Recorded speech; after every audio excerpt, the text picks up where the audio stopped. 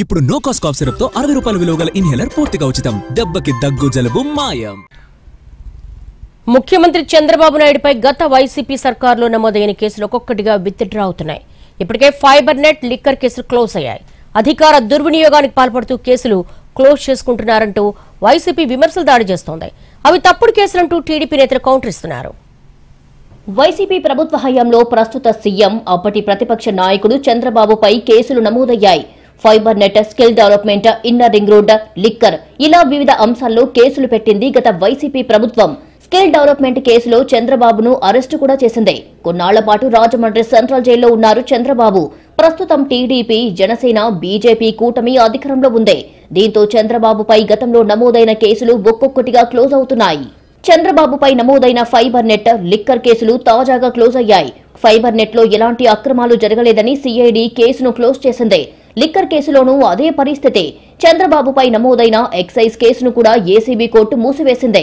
CID అధికారుల దర్యాప్తు నివేదికను పరిశీలించిన ఏసీబీ కోర్టు కేసును క్లోజ్ చేసింది. ఇక్కడే టీడీపీ, వైసీపీ నేతల మధ్య మాటల యుద్ధం మొదలయ్యింది. చంద్రబాబు తనపై ఉన్న అవినీతి కేసులను క్లోజ్ చేసుకునేందుకు అధికార దుర్వినియోగానికి పాల్పడుతున్నారని మండలి ప్రతిపక్ష నేత బొత్స సత్యనారాయణ ఆరోపించారు.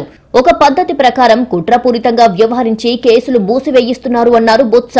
కేసులలో ఫిర్యాదుదారులుగా ఉన్నవారిని బెదిరించి, భయపెట్టి కేసులు ఉపసంహరించుకునేలా చేస్తున్నారన్నారు.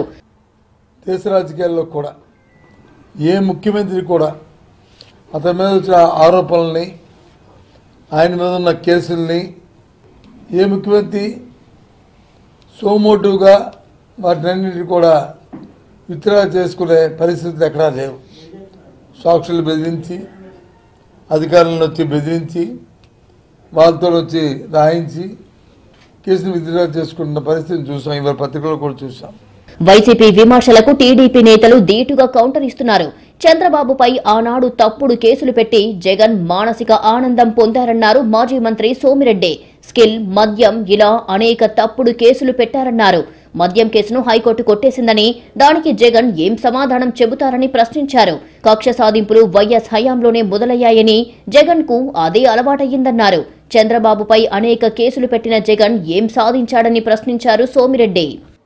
ఒక ఫైబర్ నెట్ కేసు, ఒక మద్యం కేసు, ఒక స్కిల్ డెవలప్మెంట్ కేసు ఏమైనాయి?